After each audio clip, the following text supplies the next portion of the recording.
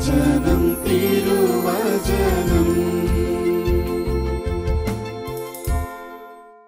കർത്താവിൻ്റെ വചനം കേൾക്കുവാനായിട്ട് നമ്മുടെ ഹൃദയനിലങ്ങളെ നമുക്ക് ഒരുക്കാം. വരണ്ടിരിക്കുന്ന ഒരു ഭൂമിയിലേക്ക് ജലം വീഴുമ്പോൾ അത് വളരെ ആർത്തിയോടുകൂടി മണ്ണ് ജലത്തെ സ്വീകരിക്കാറുണ്ട് എന്ന് പറഞ്ഞതുപോലെ തന്നെ കർത്താവിൻ്റെ വചനം ആഗ്രഹമുള്ള ഒരു മനസ്സിൽ നമുക്ക് സ്വീകരിക്കാം. തീക്ഷ്ണതയുള്ള ഒരു ആത്മാവിൽ ദൈവത്തിൻ്റെ വചനത്തെ നമുക്ക് ഏറ്റുവാങ്ങാം. വിശുദ്ധ മാർക്കോസ് എഴുതിയ സുവിശേഷം 14-ാം അധ്യായം 38-ാമത്തെ തിരുവചനത്തിൽ നമ്മൾ ഇപ്രകാരം കാണുകയാണ്: പ്രലോഭനത്തിൽ അകപ്പെടാതിരിക്കുവാൻ ഉണർന്നിരുന്ന് പ്രാർത്ഥിക്കുവിൻ. യേശു തൻ്റെ ശിഷ്യന്മാരോട് പറഞ്ഞ വാചകമാണിത്. പ്രലോഭനത്തിൽ അകപ്പെടാതിരിക്കുവാൻ ഉണർന്ന് ഇരുന്ന് പ്രാർത്ഥിക്കുവിൻ. ശത്രുക്കൾ തന്നെ മർദ്ദിക്കുകയും തന്നെ വിധിക്കുകയും കുരിശുമരണത്തിന് ഏൽപ്പിച്ചു കൊടുക്കുകയും ഒക്കെ ചെയ്യുമ്പോൾ തൻ്റെ ശിഷ്യന്മാർ തന്നെ വിട്ട് ഓടിപ്പോകുമെന്ന് ഈശോയ്ക്ക് കൃത്യമായിട്ട് അറിയാമായിരുന്നു. ഇതെല്ലാം കൺമുൻപിൽ കണ്ടുകൊണ്ടാണ് യേശു തൻ്റെ ശിഷ്യരോട് പറഞ്ഞത്, പ്രലോഭനത്തിൽ അകപ്പെടാതിരിക്കുവാൻ ഉണർന്ന് ഇരുന്ന് പ്രാർത്ഥിക്കുവനെന്ന്. ഈ പ്രലോഭന നിമിഷങ്ങളിൽ യേശു തൻ്റെ ശിഷ്യർക്ക് കൊടുത്ത ഒരു നല്ല ഉപദേശമായിരുന്നു പ്രാർത്ഥന. എങ്ങനെ? ഉണർന്നിരുന്നുള്ള പ്രാർത്ഥന. പക്ഷേ ഈ ഉപദേശം തൻ്റെ ശിഷ്യർക്ക്, യേശുവിൻ്റെ ശിഷ്യർക്ക് സ്വീകാര്യമായിട്ട് അനുഭവപ്പെട്ടില്ല. അവരത് സ്വീകരിച്ചില്ല എന്ന് വേണമെങ്കിൽ നമുക്ക് പറയാം. അവരുറങ്ങിപ്പോയി. നമ്മൾ കാണുന്നുണ്ടല്ലോ, അവരുറങ്ങിപ്പോയി. ഉറങ്ങിയതിൻ്റെ പരിണിത ഫലം അവരെല്ലാവരും ഈശോയെ വിട്ട് ഓടിപ്പോയി എന്നുള്ളതാണ്. അതുണ്ടാകുമെന്ന് നേരത്തെ മുൻകൂട്ടി ഈശോ അവർക്ക് പറഞ്ഞു കൊടുത്തതാണ്. പ്രലോഭനം ഉണ്ടാകും, നിങ്ങളതിനകത്ത് അകപ്പെടും, അതുകൊണ്ട് അതിനകത്തുനിന്ന് തരണം ചെയ്യുവാൻ നിങ്ങൾക്ക് ഒറ്റ വഴിയേ ഉള്ളൂ, ഉണർന്നിരുന്ന് നിങ്ങൾ പ്രാർത്ഥിക്കണം എന്നുള്ള കാര്യം. നമ്മുടെയൊക്കെ ജീവിതത്തിൻ്റെ കൂടപ്പിറപ്പുകളാണ് ഈ പ്രലോഭനം എന്ന് വേണമെങ്കിൽ നമുക്ക് പറയാനായിട്ട് സാധിക്കും. മനുഷ്യരാണോ, ഒരുപാട് മേഖലയിൽ നമുക്ക് പ്രലോഭനങ്ങൾ കടന്നു വരും.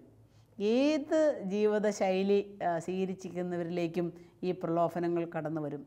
ഈശോ ഒറ്റ കാര്യമേ അതിന് പറയുന്നുള്ളൂ: ഈ പ്രലോഭനങ്ങളൊക്കെ തരണം ചെയ്യണമെങ്കിൽ പ്രാർത്ഥന കൂടിയേ തീരൂ. പ്രാർത്ഥനയില്ലാതെ പ്രലോഭനങ്ങളെ നമുക്ക് പിടിച്ചു നിർത്താനായിട്ട് സാധിക്കുകയില്ല.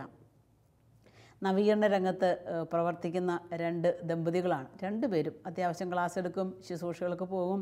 അങ്ങനെ അവരിങ്ങനെ നല്ല ഒരു ജീവിതം, മാതൃകാപരമായ ജീവിതം നയിച്ചു വരികയാണ്. അവരുടെ ഇടയിൽ ഒരു ചെറിയ പ്രശ്നമുണ്ടായി. അങ്ങോട്ടും ഇങ്ങോട്ടും പറഞ്ഞു. ഒരു മാസക്കാലത്തോളം ഇവർ മിണ്ടാതെ നടന്നു. പിന്നെ അത് വലിയ ഒരു വിടവ് അവരുടെ ഇടയിലുണ്ടാക്കി. ആ ഒരു വിഷയം കൊണ്ട് പ്രാർത്ഥിക്കാനായിട്ട് വന്നേക്കുകയാണ്. അപ്പോൾ ഈ സഹോദരി എന്നോട് പറഞ്ഞൊരു കാര്യമുണ്ട്: സിസ്റ്ററെ, എനിക്ക് ആ നാളുകളിലൊക്കെ എൻ്റെ ചേട്ടനെ ഇട്ടിട്ട് പോയാലോ എന്ന് ഭയങ്കരമായ ഒരു ചിന്തയായിരുന്നു. ഉപേക്ഷിച്ചങ്ങ് പോയാലോ, തന്നെ പോയി ജീവിക്കാം, മക്കളെയൊക്കെ അദ്ദേഹം നോക്കട്ടെ, ഭയങ്കരമായൊരു പ്രലോഭനമായിരുന്നു. ഞാൻ ഈ സഹോദരി ചോദിച്ചു, എങ്ങനെ ഇതിനെ ഒന്ന് തരണം ചെയ്തു? അപ്പോൾ ഈ സഹോദരി പറയാണ്, സിസ്റ്ററെ, എൻ്റെ സ്വന്തം ശക്തിയിൽ അത് സാധ്യമല്ലെന്ന് എനിക്ക് മനസ്സിലായി. അതുകൊണ്ടാണ് ഓടിപ്പാഞ്ഞ് പ്രാർത്ഥിക്കാനായിട്ട് വന്നത്. എല്ലാ ജീവിതങ്ങളിലും ഉണ്ട് ഇത്തരത്തിലുള്ള പ്രലോഭനങ്ങൾ. ദൈവത്തിന് വേണ്ടി ശുശ്രൂഷ ചെയ്യുന്നവരും ദൈവത്തിന് വേണ്ടി മാറ്റി നിർത്തപ്പെട്ടവരിലും ഒക്കെയുണ്ട് ഇത്തരത്തിലുള്ള പ്രലോഭനങ്ങൾ. അപ്പോൾ ഈ പ്രലോഭനങ്ങളൊക്കെ ഒന്ന് തരണം ചെയ്യാൻ സാധിക്കണമെങ്കിൽ പ്രാർത്ഥനയില്ലാതെ നമുക്ക് സാധിക്കില്ല. ഈശോ തന്നെ പറയുന്നുണ്ടല്ലോ, ഉപവാസവും പ്രാർത്ഥനയും കൊണ്ടല്ലാതെ ഈ വകയൊന്നും പുറത്തു പോകുകയില്ല. ചില പ്രലോഭനങ്ങൾക്ക് ഒരു ഉപവാസമൊക്കെ മതിയായിരിക്കും, മാറിപ്പോവും. എന്നാൽ ചിലതിന് പ്രാർത്ഥന മതിയായിരിക്കും, മാറിപ്പോവും. എന്നാൽ ചില പ്രലോഭനങ്ങൾക്കോ ഉപവാസവും പ്രാർത്ഥനയും കൊണ്ടല്ലാതെ ഇവ പുറത്തു പോവുകയില്ല. അപ്പോൾ നമ്മളുടെ ജീവിതത്തിൽ ഈ പ്രാർത്ഥന വളരെ പ്രത്യേകിച്ച് ജീവിതത്തിൻ്റെ പ്രലോഭന നിമിഷങ്ങളിൽ പ്രാർത്ഥന നമുക്കില്ലെങ്കിൽ നമ്മൾ വീണു പോകുമെന്ന് നമ്മളെ കർത്താവ് തന്നെ പഠിപ്പിക്കുകയാണ്. ഒരു സന്യാസ ജീവിതം നയിക്കുന്ന ഒരാൾ, എന്നെപ്പോലെയുള്ള ഒരാൾ, അവരുടെ ജീവിതത്തിൽ പ്രാർത്ഥനയില്ലെങ്കിലോ പ്രവർത്തനങ്ങൾ മാത്രമുള്ളെങ്കിലോ കുറേ കഴിയുമ്പം പല രീതിയിലുള്ള പ്രലോഭനങ്ങൾക്ക് അടിപ്പെട്ടു പോകും. അവസാനം ശിഷ്യന്മാരെ ഉറങ്ങിയതുപോലെ ഒരു മയക്കത്തിലേക്ക് പോകും, ആത്മീയമായ ഒരു മരവിപ്പിലേക്ക് പോകും. പിന്നെ ജീവിതത്തിൽ ഒരു സന്തോഷമില്ലാത്ത ഒരവസ്ഥ തോന്നും. അങ്ങനെയാണ് ഓരോ മനുഷ്യരെയും ഈ പ്രലോഭനങ്ങൾ പാപത്തിലേക്ക്, തിന്മയിലേക്ക് വീഴിക്കുക. കാരണന്മാർ പറഞ്ഞു കേട്ടിട്ടുണ്ട്, ചെകുത്താന് ഉറക്കമില്ല, പിശാചിന് ഉറക്കമില്ല എന്നുള്ള കാര്യം നമ്മൾ പറഞ്ഞു കേട്ടിട്ടുണ്ട്. അവനിങ്ങനെ കെണി ഒരുക്കി നടക്കുകയാണ്. അതല്ലേ ഗെത്സമനിയിൽ നമ്മൾ കാണുന്നത്. ശിഷ്യന്മാരെ മയക്കി കടത്തിയിട്ട് പിശാച് ഉറങ്ങാതെ കെണിയൊരുക്കി. അവർ ശിഷ്യന്മാർക്ക് വേണ്ട കെണി അവനൊരുക്കി. ഈശോയെ തള്ളിപ്പറയാൻ, ഈശോയെ ഒറ്റിക്കൊടുക്കാൻ, ഈശോയെ ഉപേക്ഷിച്ചിട്ട് പോകാനുള്ള കെണി അവനിങ്ങനെ ഒരുക്കിക്കൊണ്ട് ഇരിക്കുകയായിരുന്നു. നമുക്കറിയാം, യൂദാസ് യേശുവിനിട്ട വില 30 വെള്ളി നാണയത്തിൻ്റെ വിലയെ യൂദാസ് യേശുവിന് വേണ്ടി ഇട്ടുള്ളൂ. 30 വെള്ളി നാണയത്തിൻ്റെ വില അവന് ഗുരുവിനിട്ടു. ഈ വലിയ പ്രലോഭനമാണ് അവനെ അതിലേക്ക് കൊണ്ടുപോയി നയിച്ചത്. പത്രോസ് ലീഗ കർത്താവിനെ പലവട്ടം തള്ളിപ്പറഞ്ഞു. വലിയ പ്രലോഭനങ്ങളാണ്. അതുകൊണ്ടാണ് കർത്താവ് പറഞ്ഞത്, പ്രലോഭന ഹേതുവാകുന്നവന് ദുരിതം. അവൻ അതിലേക്ക് പോകാതിരിക്കണമെങ്കിൽ എന്തു ചെയ്യണം? അവൻ ഒരു പ്രാർത്ഥനയുടെ ആത്മീയമായ മനുഷ്യനായിരിക്കണമെന്ന് തിരുവചനം പറയുകയാണ്. ഞങ്ങളുടെ സ്ഥാപക പിതാവായി ബഹുമാനപ്പെട്ട മോൺസിഞ്ഞോർ വർക്കിച്ചൻ ഞങ്ങളോട് പറയുന്ന ഒരു കാര്യമുണ്ട്. കർത്താവിന് വേണ്ടി ശുശ്രൂഷ ചെയ്യുന്നവരെയാണ് ഏറ്റവും അധികം പിശാച് നോക്കി വെച്ചേക്കുന്നതെന്ന്. എപ്പോഴും അച്ഛൻ പറയുന്ന ഒരു കാര്യമായിരുന്നു. കർത്താവിൻ്റെ ശുശ്രൂഷകരെ അവൻ നോക്കി വെച്ചിട്ടുണ്ട്. അവന് ഒട്ടും സഹിക്കാൻ പറ്റിയല്ല കർത്താവിന് വേണ്ടി ശുശ്രൂഷ ചെയ്യുന്നവരെ. ഏതെങ്കിലുമൊക്കെ രീതിയിലുള്ള പ്രലോഭനങ്ങളും കെണികളും ഒക്കെ ഒരുക്കി അവരെ ആ ജീവിതത്തിൽ നിന്ന്, അല്ലെങ്കിൽ കർത്താവിൻ്റെ ആ മഹത്വത്തിന് വേണ്ടിയിട്ടുള്ള പ്രവർത്തനത്തിൽ നിന്ന് അവൻ പിന്തിരിപ്പിച്ചു കൊണ്ടുപോകും. അച്ഛൻ പറയുമായിരുന്നു, മണിക്കൂറുകൾ നിങ്ങൾ പ്രാർത്ഥിക്കണം, കർത്താവിൻ്റെ സന്നിധിയിൽ മണിക്കൂറുകൾ പ്രാർത്ഥിക്കണം. പ്രാർത്ഥനയിൽ നിന്ന് കിട്ടുന്ന ശക്തി സംഭരിച്ചിട്ട് വേണം പ്രവൃത്തിയിലേക്ക് ഇറങ്ങാൻ. അങ്ങനെയാണെങ്കിൽ ഈ പ്രാർത്ഥനയുടെ സപ്പോർട്ട് നമുക്കുണ്ടെങ്കിൽ വലിയ ശക്തി നമ്മളിൽ നിറഞ്ഞിരിക്കുന്നത് നമുക്ക് കാണാൻ സാധിക്കും. നമ്മളൊക്കെ ഭവനങ്ങളിൽ കൂടി സാധനങ്ങളൊക്കെ നമ്മൾ സംഭരിച്ച് വെക്കാറുണ്ടല്ലോ. അരിയാണെങ്കിൽ കുറച്ചേറെ മേടിച്ച് വെക്കും, അല്ലെങ്കിൽ മറ്റെന്തെങ്കിലുമൊക്കെ ആണെങ്കിൽ നമ്മൾ കുറച്ച് കാര്യങ്ങൾ കുറച്ച് നാളത്തേനൊക്കെ നമ്മൾ ഒരുമിച്ച് മേടിച്ച് സംഭരിച്ച് വെക്കും. എന്തിനാണ്? ഇല്ലാത്ത കാലങ്ങളിലേക്ക് എടുക്കാൻ വേണ്ടിയിട്ടാണ് നമ്മളത് സംഭരിച്ച് വെച്ചേക്കുക. അല്ലെങ്കിൽ ആയുധശാലയിലൊക്കെ നമ്മൾ ചെല്ലുകയാണെങ്കിൽ അവർ അങ്ങനത്തെ ആയുധങ്ങളൊക്കെ ഉണ്ടാക്കി അത് സംഭരിച്ച് വെക്കും. ആയുധശാല അങ്ങനെ ഉണ്ടാക്കി വെക്കും. എന്ന് പറഞ്ഞതുപോലെ തന്നെ നമ്മളുടെ ആത്മീയ ജീവിതത്തിൽ ഉണ്ടാകുന്ന ശത്രുക്കളെ തരണം ചെയ്യാനായിട്ടുള്ള ഈ ശത്രുവിന് വേണ്ടിയിട്ടുള്ള ആയുധങ്ങളൊക്കെ ഒരുക്കി വെക്കുന്ന ഒരു പുരയാണ് പ്രാർത്ഥന. പ്രാർത്ഥനയുടെ വലിയൊരു ആയുധപ്പുര നമ്മൾ സ്വീകരിച്ചേ പറ്റൂ. എങ്കിലേ നമുക്ക് ഇത്തരത്തിലുള്ള ആക്രമണങ്ങൾ ഉണ്ടാകുമ്പോൾ, തിന്മയൊരുക്കുന്ന ആക്രമണം ഉണ്ടാകുമ്പോൾ പിടിച്ചു നിൽക്കാനായിട്ട് സാധിക്കുകയുള്ളൂ. അല്ലെങ്കിൽ ശിഷ്യന്മാർക്ക് സംഭവിച്ചതുപോലെ തന്നെ പാതി മയക്കത്തിലേക്കും ആത്മീയമായ മരവിപ്പിലേക്കും നമ്മൾ വീണുപോകും. നമുക്ക് പിടിച്ചു നിൽക്കാനായിട്ട് പറ്റാത്ത ഒരവസ്ഥയിലേക്ക് നമ്മൾ എത്തിച്ചേരും. അതുകൊണ്ട് ആത്മീയ രംഗത്ത് നിൽക്കുന്നവരും അല്ലാത്ത രംഗത്ത് നിൽക്കുന്നവരും ഈ പ്രാർത്ഥനയാകുന്ന ആയുധം നമ്മുടെ കരങ്ങളിലുണ്ടെങ്കിൽ, യേശു ഉപദേശിച്ച ഈ മാർഗം, ശ്രേഷ്ഠമായ മാർഗം, ഇത് നമ്മുടെ കയ്യിലുണ്ടെങ്കിൽ ഒത്തിരി കാര്യങ്ങൾക്ക് നമ്മൾക്ക് ശക്തിയാണ്. ദമ്പതി ധ്യാനം നടക്കുന്ന സമയത്ത് ഒരു ദമ്പതികളിൽ ഒരു സഹോദരി പറഞ്ഞ ഒരു കാര്യം പ്രകാരമാണ്, സിസ്റ്ററെ, ചേട്ടൻ എന്തു പറഞ്ഞാലും ഞാൻ ഉള്ളിൻ്റെ ഉള്ളിൽ എൻ്റെ കർത്താവെ എന്നെ സഹായിക്കണമേ എന്ന് പ്രാർത്ഥിച്ചുകൊണ്ടിരിക്കും. അതുകൊണ്ട് ഒരിക്കൽ പോലും ഞാനൊരു മറുപടി കൊടുക്കാറില്ല, അദ്ദേഹത്തെ പ്രകോപിപ്പിക്കുന്ന രീതിയിൽ ഒരു മറുപടി കൊടുക്കാറില്ല. ഒരു ദിവസം ഈ ഭർത്താവ് ഈ സഹോദരിയോട് ചോദിച്ചു, നിനക്ക് എന്താടി നിനക്ക് ഇങ്ങനെ ചെയ്യാനായിട്ട് സാധിക്കുന്നത് എങ്ങനെയാണ്? അപ്പോൾ ഉടനെ ഈ സഹോദരി ഭർത്താവിനെ ഇരുത്തിക്കൊണ്ട് തന്നെ പറയാം, സിസ്റ്റർ, ഞാൻ ചേട്ടനോട് പറഞ്ഞത് കർത്താവിനെ ഞാൻ മുറുകെ പിടിക്കും, ഉള്ളിൻ്റെ ഉള്ളിൽ ഞാൻ പ്രാർത്ഥിച്ചുകൊണ്ടിരിക്കും, അനാവശ്യമായതൊന്നും എൻ്റെ വായിൽ നിന്ന് വീഴിക്കരുതേ കർത്താവേ എന്ന് പ്രാർത്ഥിച്ചുകൊണ്ടിരിക്കുമെന്ന് ആ സഹോദരി പറയുകയാണ്. വലിയൊരു ആയുധ ശേഖരം ആ സ്ത്രീയുടെ ഉള്ളിലുണ്ട്, ഒരുക്കി വെച്ചിട്ടുണ്ട്. പ്രാർത്ഥനയുടെ വലിയൊരു ശക്തി, ഒരു പിൻബലം നമ്മുടെ ജീവിതത്തിലുണ്ടെങ്കിൽ ഒത്തിരി കാര്യങ്ങൾ നമുക്ക് ചെയ്യാനായിട്ട് സാധിക്കും. യേശുവിനെ പോലും ഈ പിശാച് പരീക്ഷിച്ചുവെങ്കിൽ നമ്മളെ പരീക്ഷിക്കാതിരിക്കുമോ? 40 രാവും 40 പകലും മരുഭൂമിയിൽ ഉപവസിച്ച് പ്രാർത്ഥിച്ചിരിക്കുന്ന യേശുവിൻ്റെ അടുത്തേക്കാണ് പ്രലോഭകൻ കടന്നു ചെല്ലുക. ദൈവപുത്രൻ്റെ സ്ഥാനം തട്ടിയെടുക്കാൻ വേണ്ടിയിട്ട് പ്രലോഭകന് യേശുവിൻ്റെ അടുത്തേക്ക് എത്തുകയാണ്. നമുക്കറിയാം യേശു പ്രാർത്ഥിച്ചുകൊണ്ട് അതെല്ലാം തരണം ചെയ്തു, അതിനെയെല്ലാം ജയിച്ചു. ഗദസമനിയിലും കാൽവരിയിലും ഒക്കെ ഈ പ്രലോഭകൻ കർത്താവിൻ്റെ പിന്നാലെ ഉണ്ടായിരുന്നു. പക്ഷെ ദൈവത്തിൻ്റെ വചനം കൊണ്ട് ഈ പ്രലോഭകനെ യേശു എതിർത്തു. പ്രാർത്ഥന കൊണ്ട് യേശു ഇതിനെ എതിർത്തു എന്ന് തിരുവചനത്തിൽ നമ്മൾ കാണുകയാണ്. ശിഷ്യന്മാരുടെ കൂടെ യേശു പ്രാർത്ഥിക്കുന്ന രംഗം നമ്മൾ കാണുന്നുണ്ട്. പെസഹ ഭക്ഷണത്തിന് മുമ്പ് ശിഷ്യരോടൊപ്പം അവൻ പ്രാർത്ഥിക്കുന്നു. ഗദസമനിയിൽ അവൻ പ്രാർത്ഥിക്കുന്നു. തൻ്റെ ജീവിതത്തിൻ്റെ നൊമ്പരത്തിൻ്റെ എല്ലാ നിമിഷങ്ങളിലും യേശു പ്രാർത്ഥനയിലാണ്. പിതാവുമായിട്ടുള്ള വലിയ ഐക്യത്തിലാണ്, ഗാഢമായ ബന്ധത്തിലാണ്. കുരിശിൽ കിടന്നുകൊണ്ട് ഈശോ സങ്കീർത്തക വചനങ്ങൾ ഉരുവിടുന്ന നമ്മൾ കാണുന്നുണ്ട്. പ്രാർത്ഥിച്ചുകൊണ്ടിരിക്കുകയാണ്.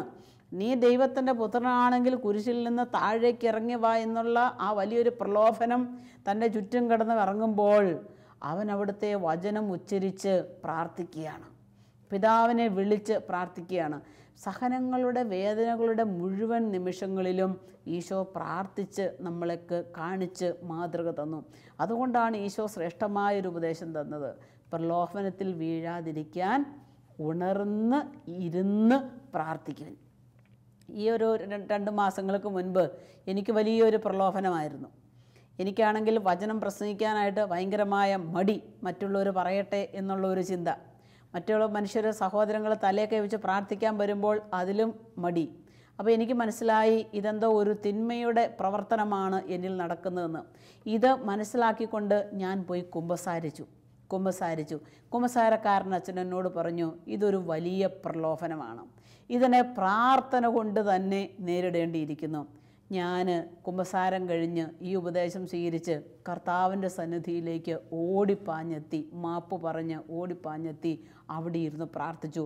ആ നാളുകളിൽ എനിക്ക് പ്രാർത്ഥനയ്ക്ക് ഇച്ചിരി കുറവുണ്ടായിരുന്നു. പ്രാർത്ഥനയുടെ കുറവ് നമ്മളിൽ സംഭവിക്കുമ്പോഴേ തന്നെ പ്രശ്നങ്ങൾ ഒന്നിനു പുറകെ ഒന്നായി നമ്മളിൽ വന്നുകൊണ്ടിരിക്കുമ്പോൾ ഓർക്കണം, അതൊരു അടയാളമാണ്. കുടുംബജീവിതത്തിൻ്റെ സമാധാനം നഷ്ടപ്പെട്ടിരിക്കുന്നു, അതൊരു അടയാളമാണ്. ഒരു കുടുംബം പങ്കുവെച്ചത് ഇപ്രകാരമാണ്. സിസ്റ്റർ, ഞങ്ങൾ എല്ലാവരും കൂടെ ഒരുമിച്ചിരുന്ന് വെളുപ്പിന് 4 മണിക്ക് എഴുന്നേറ്റൊരു കൊന്തയുണ്ടായിരുന്നു അവരുടെ കുടുംബത്തിൽ. കുഞ്ഞുമക്കളെയൊക്കെ വിളിച്ചെഴുന്നേൽപ്പിക്കും. അപ്പനും അമ്മയും വല്യപ്പച്ചാച്ചനും വല്യമ്മച്ചിയും ഈ കുഞ്ഞുമക്കളും കൂടെ 4 മണിക്ക് എഴുന്നേറ്റ് ഒരു ജപമാല, അത് കഴിഞ്ഞ് ഒരു അധ്യായം ബൈബിൾ വായന, അത് കഴിഞ്ഞൊരു കരണക്കൊന്ത, അത് കഴിഞ്ഞിട്ട് ഇവർക്ക് കിടക്കേണ്ടവർക്ക് കിടക്കാം, പഠിക്കേണ്ടവർക്ക് പഠിക്കാം, അടുക്കള ജോലി ചെയ്യേണ്ടവർക്ക് ജോലി ചെയ്യാം. ആയിരുന്നു ആ കുടുംബത്തിൻ്റെ ടൈം ടേബിള്.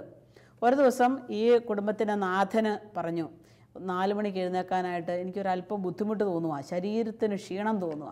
അവനെ ഭാര്യ പറഞ്ഞു, എന്നാൽ പിന്നെ ആയിക്കോട്ടെ ചേട്ടൻ കിടന്നു, ഞങ്ങളെല്ലാവരും കൂടെ പ്രാർത്ഥിക്കാം എന്നും പറഞ്ഞ് ഇദ്ദേഹം കിടന്നു. ഇവർ പ്രാർത്ഥിക്കാൻ തുടങ്ങി. ഞാൻ 2-3 ദിവസം അതങ്ങനെ അങ്ങോട്ട് പോയി. ഒരാഴ്ച കഴിഞ്ഞപ്പം ഈ സഹോദരി പറയാണ്, 4 മണിക്ക് ചേട്ടൻ കിടന്നുറങ്ങുന്നു, ഇവരെല്ലാവരും കൂടെ പ്രാർത്ഥിക്കുന്നു. 3-4 ദിവസം കഴിഞ്ഞപ്പോൾ ഈ സഹോദരി പറഞ്ഞു, അമ്മയോട് പറഞ്ഞു, അമ്മേ എനിക്ക് ഭയങ്കര ക്ഷീണമാണ്, അമ്മച്ചി പ്രാർത്ഥന തുടരണം, ഞാൻ ഒരാഴ്ച കഴിയുമ്പോഴത്തേന് ഞാനും കൂടാം എന്ന് പറഞ്ഞ് ഈ സഹോദരി വിശ്രമത്തിലേക്ക് മാറി. അങ്ങനെ 1.5 മാസം ആയപ്പോഴേക്കും ആ 4 മണിക്ക് ആ വീട്ടിൽ പതിവ് തെറ്റിക്കാതെ നടന്നുകൊണ്ടിരുന്ന പ്രാർത്ഥന ക്രമേണ അതില്ലാതായി. 1.5 മാസം കൊണ്ട് ഇല്ലാതായി. പിന്നെ അങ്ങനെ അവർ ജീവിച്ച് മുന്നോട്ട് പോവുകയാണ്. ഇവർക്ക് മനസ്സിലായത് ഇവരുടെ ഈ പ്രാർത്ഥന എന്നു നിന്നോ അന്ന് തുടങ്ങി. കുറേശ്ശെ ഒറ്റയടിക്കല്ല തിന്മ നമ്മളെ പ്രലോഭിപ്പിക്കുന്നത്, ഓർക്കണം. അവനിങ്ങനെ ക്രമാനുഗതമായിട്ടാണ് നമ്മളെ തകർക്കാനായിട്ടുള്ള പരിശ്രമം അവൻ്റെ ഭാഗത്തുള്ളത്. ഒറ്റയടിക്ക് ആത്മീയ ജീവിതത്തെ മരവിപ്പിക്കുകയല്ല ചെയ്യുന്നത്, മടുപ്പ് തരികയല്ല ചെയ്യുന്നത്. ഇങ്ങനെ ചെറിയ പ്രലോഭനങ്ങളിലൂടെ അവൻ്റെ അടിമത്തത്തിലേക്ക് നമ്മളെ കൂട്ടിക്കൊണ്ടുപോകും. നമ്മൾ സ്വാഭാവികമായിട്ട് അവൻ്റെ അടിമകളായിത്തീരും. ആത്മീയ ജീവിതത്തിന് ചിട്ടയില്ലാതായിത്തീരും. പ്രാർത്ഥന നമുക്ക് മടുപ്പായിത്തീരും. പ്രാർത്ഥന നമ്മൾക്ക് അരോചകത്വമായിത്തീരും. അങ്ങനെ തിന്മ നമ്മളെ കൊണ്ട് അവൻ ആഗ്രഹിക്കുന്ന കാര്യങ്ങൾ ചെയ്യിപ്പിക്കാൻ തുടങ്ങുമ്പോൾ ദൈവമക്കളെ ഓർത്തുകൊള്ളണം, കർത്താവ് നമുക്ക് തന്ന ആ താക്കീത്, കർത്താവ് നമുക്ക് തന്ന ആ ഉപദേശം, പ്രലോഭനത്തിൽ അകപ്പെടാതിരിക്കുവാൻ ഉണർന്നിരുന്ന് പ്രാർത്ഥിക്കുവിൻ. അതുകൊണ്ട് ഈ പ്രാർത്ഥനാ ജീവിതത്തിൻ്റെ കുറവ് നമ്മുടെ ജീവിതത്തിൽ സംഭവിക്കുമ്പോൾ നമ്മൾ തകർച്ചയിൽ നിന്ന് തകർച്ചയിലേക്കാണ് ഇറങ്ങിപ്പോകുന്നത് എന്നുള്ള കാര്യം മുടക്കരുത്. ജോലിയുടെ ഭാരം കൊണ്ട് ചിലർ പറയാറുണ്ട്, ജോലി കഴിഞ്ഞ് വരുമ്പോഴേക്കും മടുത്താണ് വരുന്നത്, പിന്നെ പ്രാർത്ഥിക്കാൻ പറ്റത്തില്ല. അതല്ലെങ്കിൽ അവിടെ ഡ്യൂട്ടി കഴിഞ്ഞ് വരുന്നത് കൊണ്ട് എനിക്ക് പ്രാർത്ഥിക്കാൻ പറ്റുന്നില്ല. അതല്ലെങ്കിൽ കൂട്ടുകാരുടെ കൂടെയുള്ള ഇടപാടുകളെല്ലാം തീർത്ത് വന്ന് വരുമ്പോഴേക്കും പ്രാർത്ഥിക്കാൻ പറ്റത്തില്ല. അതല്ലെങ്കിൽ ആ കുടുംബ പ്രാർത്ഥനയുടെ ടൈം കഴിഞ്ഞിട്ടേ വീട്ടിലേക്ക് കയറി വരികയുള്ളൂ. നോക്കിക്കേ, ഏതെങ്കിലുമൊക്കെ രീതിയിൽ തിന്മ ഇങ്ങനെ നിങ്ങളെ പിടിച്ചു വെച്ചുകൊണ്ടിരിക്കുകയാണ്. ഏതെങ്കിലുമൊക്കെ രീതിയിൽ തിന്മ നമ്മളെ പിടിച്ചു വെച്ചുകൊണ്ടിരിക്കുന്നു. അതുകൊണ്ട് ആത്മീയ ജീവിതം നമുക്കൊരു മുരടിപ്പായി മാറുകയാണ്. അതുകൊണ്ട് പ്രാർത്ഥനയില്ലാതെ ജീവിച്ചു കഴിഞ്ഞാൽ പിന്നെ നമ്മൾ അവൻ്റെ അടിമകളായി മാറിയല്ലോ. വെളിപാട് പുസ്തകത്തിലേക്ക് കടന്നു ചെല്ലുമ്പോൾ നമ്മൾ കാണുന്നുണ്ട്, ഇനി അല്പസമയമേ അവശേഷിക്കുന്നുള്ളൂ എന്ന് കണ്ട് പിശാച് കലി പൂണ്ട് നിങ്ങളുടെ അടുത്തേക്ക് വന്നിട്ടുണ്ട്. ആരുടെ അടുത്തേക്ക്? നമ്മുടെ അടുത്തേക്ക്. അല്പസമയം കൂടെ ഉള്ളൂ എന്ന് കണ്ട് കലി പൂണ്ട പിശാച് നിങ്ങളുടെ അടുത്തേക്ക് വന്നിട്ടുണ്ട് എന്ന് തിരുവെഴുത്ത് നമ്മളെ പഠിപ്പിക്കുമ്പോൾ അതൊരു ഓർമ്മപ്പെടുത്തലാണ്. അവൻ്റെ ശല്യം, അവൻ തീർക്കുന്ന ബുദ്ധിമുട്ടുകൾ നമ്മളിൽ ഉണ്ട് എന്ന് ഉള്ള കാര്യം മറക്കരുത്. അപ്പോൾ ഈ കലി പൂണ്ട് നമ്മുടെ അടുത്തേക്ക് വന്നേക്കുന്ന ഈ തിന്മയെ ചെറുക്കാൻ നമുക്ക് സാധിക്കുമല്ലോ. അതിനല്ലേ കർത്താവ് നമുക്ക് നല്ല ഉപദേശം തന്നേക്കുന്നത്, ഉണർന്നിരുന്ന് നമ്മൾ പ്രാർത്ഥിക്കണം, അല്ലെങ്കിൽ അവൻ്റെ കെണിയിൽ നമ്മൾ വിട്ടുപോകും. വിശുദ്ധാത്മാക്കളുടെ അടുത്തൊക്കെ ഇവന് ചെന്ന് ഇതുപോലെ കെണികളൊക്കെ ഒരുക്കുന്നത് നമ്മൾ കാണുന്നുണ്ട്. ശല്യപ്പെടുത്തലുകളെന്ന് പറഞ്ഞാൽ ഈ പിശാചിൻ്റെ ശല്യപ്പെടുത്തലുകൾ വളരെ കഠോരമാണ്. ഏതെങ്കിലുമൊക്കെ മേഖലകളിൽ അവനിങ്ങനെ നമ്മളെ ശല്യപ്പെടുത്തിക്കൊണ്ടേയിരിക്കും. നമ്മളോർക്ക് ഇതിൻ്റെ ഇങ്ങനെ സംഭവിച്ചത് ചെറിയ കാര്യമാണല്ലോ എന്ന്. അല്ല, അത് തിന്മയുടെ പ്രവർത്തനമാണ്. ആ തിന്മയുടെ പ്രാർത്ഥിക്കുന്ന ഒരാളാണെങ്കിൽ അവർക്കത് തിരിച്ചറിയാൻ പറ്റും. പ്രാർത്ഥനയുള്ളൊരു കുടുംബമാണെങ്കിൽ, ഒരു വ്യക്തിയാണെങ്കിൽ, ഒരു സമൂഹമാണെങ്കിൽ അവർക്കതിനെക്കുറിച്ച് തിരിച്ചറിയാൻ പറ്റും. അല്ലാത്തവർക്കാണെങ്കിലോ അത് തിരിച്ചറിയാൻ പോലും പറ്റിയല്ല. അവരങ്ങനെ അങ്ങോട്ട് പോകും. വിശുദ്ധ വിയാനി പുണ്യാളുടെ ജീവിതത്തിൽ ഒരു ജീവിതമുണ്ട്, ഞാൻ വായിച്ചത് ഓർക്കുകയാണ്. വിയാനി പുണ്യാൾ നമുക്കറിയാം, ദീർഘസമയം കുമ്പസാരക്കൂട്ടിൽ അദ്ദേഹം ചെലവഴിക്കുമായിരുന്നു. ദീർഘസമയം കുമ്പസാരക്കൂട്ടി ചെലവഴിക്കും. അങ്ങനെ മടുത്ത് ക്ഷീണിച്ച് ഉറങ്ങാൻ വേണ്ടി വന്ന് കിടക്കുമ്പോഴാണ് ഇദ്ദേഹം കിടക്കുന്ന ആ വീടിന് മുകളിലൂടെ ഈ പിശാച് മരപ്പെട്ടിയുടെ ഒക്കെ രൂപത്തിൽ നടക്കും. ഓടുന്നു, ചാടുന്നു, ശബ്ദം ഉണ്ടാക്കുന്നു, വിഷമിപ്പിക്കുന്നു, ഉറക്കാതെ കിടത്തുന്നു. തീരുന്നില്ല, കല്ല് പറക്കി എറിയുന്നു. പല രീതിയിലുള്ള ബുദ്ധിമുട്ടലുകളും ശല്യപ്പെടുത്തലും കൊടുത്തുകൊണ്ടിരിക്കുക. എന്തിനാണെന്നറിയാവോ? ഈ വിയാനി പുണ്യാളൻ ഉറങ്ങരുത്, ഉറങ്ങാതെ കിടക്കണം. ഉറങ്ങാതെ കിടക്കുവാണെങ്കിൽ കുമ്പസാരക്കൂട്ടി പോയിരിക്കുമ്പോൾ ഉറങ്ങിക്കോളൂല്ലോ. അതാ അവൻ്റെ ചിന്ത. അവനൊരുക്കുന്ന കെണി അതാണ്.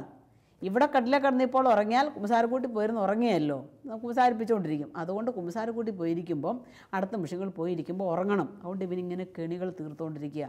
ഇതിലൊന്നും വഴങ്ങുന്നില്ലെന്ന് കണ്ടപ്പോൾ അവസാനം അവൻ കട്ടിലടക്കം കത്തിക്കുന്നത് നമ്മൾ കാണുകയാണ്. കട്ടിലടക്കം കത്തിച്ച് കളയാണ്. വിശുദ്ധാത്മാക്കൾക്ക് പോലും ഇത്രയും വലിയ പ്രലോഭനങ്ങളുണ്ടായി അവർ നേരിട്ടെങ്കിൽ സാധാരണക്കാരായ നമ്മളിൽ എന്തുമാത്രം പ്രലോഭനങ്ങളായിരിക്കും ഓരോ ദിവസവും അവൻ വെച്ച് നീട്ടുക. മദ്യം, സുഖലോലുപത, ജീവിത വ്യഗ്രത, അവിഹിത വേഴ്ചകൾ, ഇതിലേക്കൊക്കെ ഇങ്ങനെ ഈ തിന്മ നമ്മൾക്ക് പ്രലോഭനം തന്നുകൊണ്ടിരിക്കുകയാണ്. അനാവശ്യമായ കൂട്ടുകെട്ടുകൾ, അനധികൃതമായിട്ടുള്ള ബന്ധങ്ങൾ, സ്വാഭാവികമായ അതിസ്വാഭാവിക രീതിയിലുള്ള സ്വത്ത് സമ്പാദനങ്ങൾ, പല രീതിയിൽ ഇങ്ങനെ തിന്മ ഇങ്ങനെ നമ്മളെ മുതലെടുത്തുകൊണ്ടിരിക്കുകയാണ്. കഴിഞ്ഞ ദിവസം അവിടെ ധ്യാനിക്കാൻ വന്ന ഒരു സഹോദരൻ പറഞ്ഞു, സിസ്റ്ററെ 10-32 വർഷമായി കുമ്പസാരിച്ചിട്ട്. അദ്ദേഹം പറയാണ്, ഓർമ്മ പോലുമില്ല, ഏതാണ്ട് പറയാണ് 10-32 വർഷമായി കുമ്പസാരിച്ചിട്ട്. അപ്പം ഞാൻ ചോദിച്ചത്, കുമ്പസാരിക്കാത്ത ക്രിസ്ത്യാനിയല്ലേ? ക്രിസ്ത്യാനിയൊക്കെയാണ്. സിസ്റ്റർ, എനിക്ക് പ്രത്യേകിച്ച് പാവമൊന്നും പറയാനില്ല. അപ്പം ഞാൻ ചോദിച്ചത്, വളരെ വിശുദ്ധമായ ജീവിതം നയിക്കുന്ന ആളാണോ ചോദിച്ചു പറഞ്ഞിട്ട്, എനിക്ക് പാപമൊന്നുമില്ല സിസ്റ്റേ. സംസാരിച്ച് വന്നപ്പോൾ ഒരു കാര്യം എനിക്ക് മനസ്സിലായി, പാപബോധം അയാളിൽ ഇല്ല. പാപബോധമില്ലാതെ ഒരാൾക്ക് എങ്ങനെ അനുതപിക്കാൻ സാധിക്കും?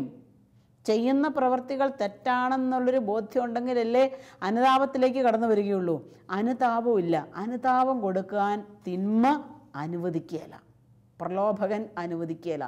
അവൻ എപ്പോഴും പറഞ്ഞുകൊണ്ടിരിക്കും, ഇത് തെറ്റൊന്നുമല്ല, ഇതെല്ലാവരും ചെയ്യുന്ന പ്രവൃത്തിയാണ്, എല്ലാവരും ചെയ്യുന്നത് പോലെയൊക്കെ നീയും ചെയ്യുന്നുള്ളൂ, നീ ഇതിനകത്ത് ഭയപ്പെടേണ്ട കാര്യമില്ല എന്ന് പറഞ്ഞ് ഇവനെ ഇങ്ങനെ മൂർച്ച കൂട്ടിക്കൊണ്ടിരിക്കുകയാണ്. മൂർച്ച കൂട്ടിക്കൊണ്ടിരിക്കുകയാണ്. ഇതാണ് പ്രലോഭകൻ്റെ ഒരു പണി എന്ന് പറയുന്നത്. നമ്മൾ ചെയ്യുന്ന ഏത് കാര്യവും നല്ലതാണെന്ന് പറഞ്ഞ് അവൻ നമ്മളെ സപ്പോർട്ട് ചെയ്തുകൊണ്ടിരിക്കും. തിന്മ ചെയ്താലും ശരി, അവൻ നമ്മളെ വളരെ രീതിയിൽ സപ്പോർട്ട് ചെയ്തുകൊണ്ടിരിക്കും. കുഴപ്പമൊന്നുമില്ല, നീ പേടിക്കൊന്നും വേണ്ട, ഇതൊക്കെ എല്ലാവരും ചെയ്യുന്ന പണിയാണ് എന്ന് പറഞ്ഞ് അവൻ നമ്മളെ പ്രലോഭിപ്പിക്കുമ്പോൾ നമ്മൾ ഇത്തരത്തിലുള്ള യാതൊരുവിധ അനുതാപ ചിന്തയില്ലാതെ നമ്മുടെ ഹൃദയം ഇങ്ങനെ കഠിനമായി പൊയ്ക്കൊണ്ടിരിക്കും.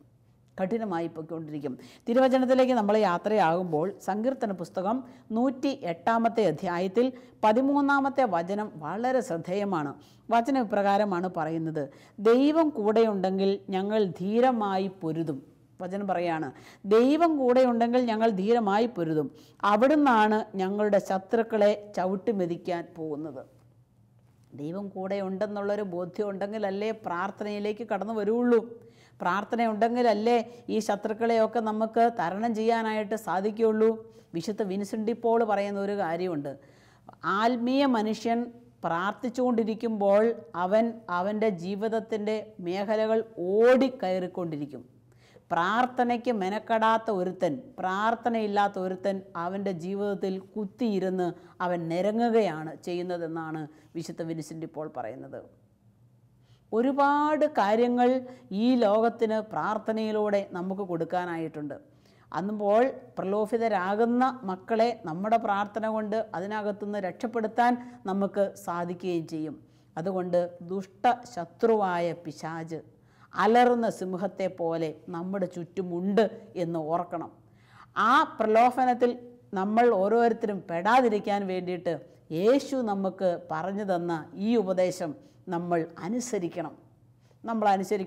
അതിനുവേണ്ടി ത്യാഗം ചെയ്യണം, അതിനുവേണ്ടി സമയം കൊടുക്കണം, അതിനുവേണ്ടി ഹൃദയം കൊടുക്കണം, അതിനുവേണ്ടി നമ്മളുടെ ആരോഗ്യം കൊടുക്കണം. പ്രലോഭനത്തിൽ ഉൾപ്പെടാതിരിക്കുവാൻ ഉണർന്നിരുന്ന് നിങ്ങൾ പ്രാർത്ഥിക്കുവിൻ. നമ്മുടെ ജീവിതത്തിലേക്കൊക്കെ വരാൻ പോകുന്ന പ്രലോഭനങ്ങൾ എന്തെല്ലാമാണെന്ന് ഈശോ മുൻകൂട്ടി കണ്ടുകൊണ്ടിരിക്കുകയാണ്. എന്നിട്ടാണ് അവിടെ നമ്മളോട് പറയുന്നത്: മോനെ മോളെ, ഇതാ ഇത്തരത്തിലുള്ളൊരു പ്രലോഭനത്തിലേക്ക് നീ വീഴാൻ പോവുകയാണ്, നീ ഉണർന്നിരുന്നു, നീ ഉറങ്ങരുത്, ഉറങ്ങി വിശ്രമിക്കരുത്. ഇപ്പോൾ നീ ഉണർന്നിരുന്ന് പ്രാർത്ഥിക്കേണ്ടുന്ന സമയമാണ്. കുടുംബജീവിതത്തിലും സന്യാസത്തിലും പൗരോഹിത്യത്തിലും ഒക്കെ പ്രാർത്ഥനകൾ നഷ്ടപ്പെടുമ്പോഴാണ് അവിടെ പ്രശ്നങ്ങൾ ഉടലെടുക്കുന്നത് എന്നുള്ള കാര്യം നമുക്ക് മറക്കാതിരിക്കാം. നമ്മുടെ കുടുംബങ്ങളിൽ വ്യക്തിജീവിതത്തിൽ ഒരുപാട് ബുദ്ധിമുട്ടുകൾ നമ്മൾ ഫേസ് ചെയ്യുന്നുണ്ടെങ്കിൽ പ്രാർത്ഥനാ ജീവിതത്തിലേക്ക് നമുക്ക് തിരികെ വരാം. അവിടെ നമുക്ക് വലിയ ശക്തി കർത്താവിൻ്റെ കരങ്ങളിൽ നിന്ന് കിട്ടും. അങ്ങനെ കർത്താവിൻ്റെ ഉപദേശം ശിരസ വഹിച്ചുകൊണ്ട് നല്ല ആത്മീയ മനുഷ്യരായി മുന്നേറാൻ വേണ്ട കൃപാവരം നമുക്ക് ദൈവത്തോട് ചോദിക്കാം. നമുക്ക് കണ്ണുകൾ അടയ്ക്കാം, നമുക്ക് പ്രാർത്ഥിക്കാം.